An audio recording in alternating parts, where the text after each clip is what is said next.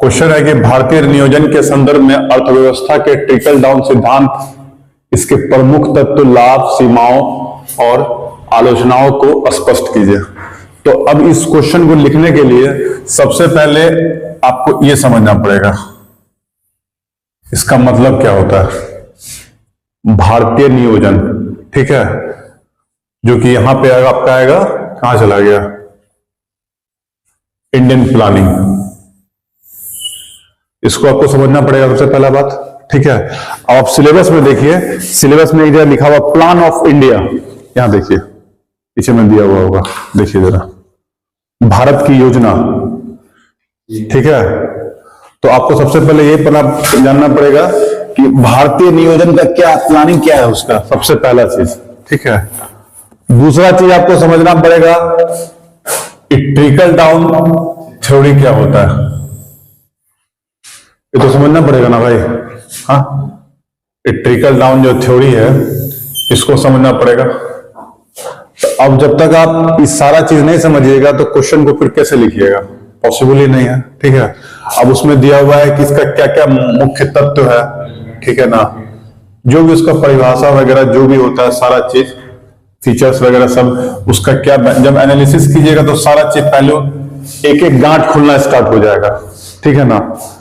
तो इसलिए इस क्वेश्चन को करने से पहले आपको इसके बारे में और इसके बारे में जानकारी होना जरूरी है, तभी आप जोड़ के लिख पाइएगा, अदरवाइज आप नहीं लिख पाइएगा इस क्वेश्चन को, ठीक है।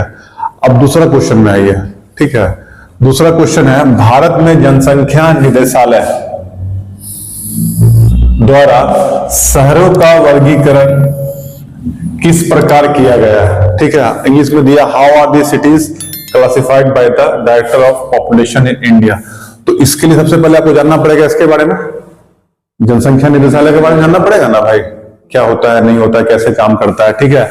अब जानना पड़ेगा कि शहर गांव में क्या डिफरेंस होता है, कैसे किसी को शहर बना देता है, कैसे कोई गांव होता है, गांव से ही शहर बनता है, तहसील बनता है, फिर शहर बनता है।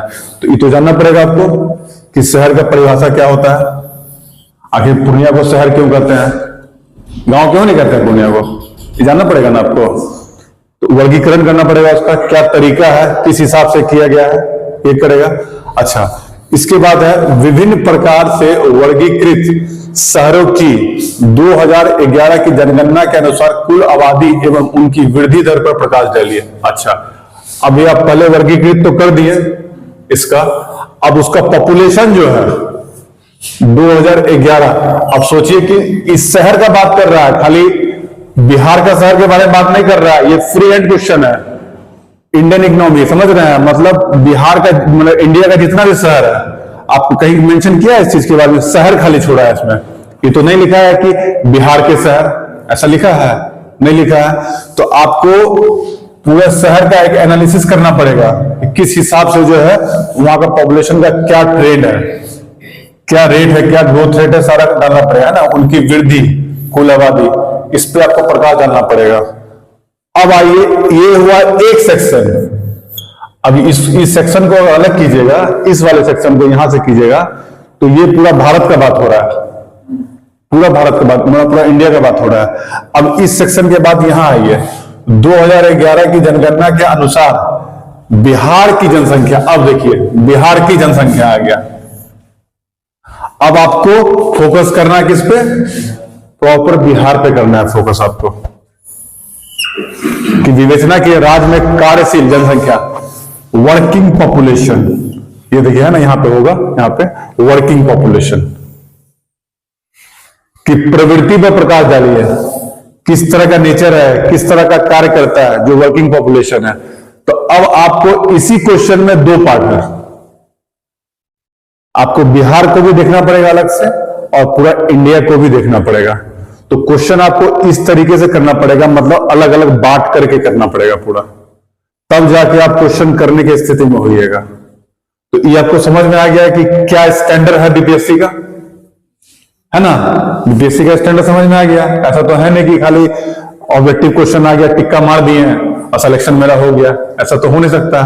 सिलेक्शन तो यहीं से होना है, जब डीप पढ़िएगा तो ऑटोमेटिकली पीटी का क्वेश्चन यहीं से निकल जाएगा आपका। क्योंकि जब आप पूरा पढ़िएगा, एनालिसिस कीजिएगा पक्ष को, तो उसी से निकलेगा पीटीए क्वेश्चन, और कहीं से निकलेगा नहीं। तो ये हम बस आप लोग को एग्जांपल दिखाना चाह रहे थे कि 69th बीपीएससी में किस तरह का क्वेश्चन आया है, और ये 70 वाला जो होगा उसमें भी देखिएगा किस तरह का क्वेश्चन आएगा, तो पता चल ही जाएगा आने के बाद ही, ठीक है।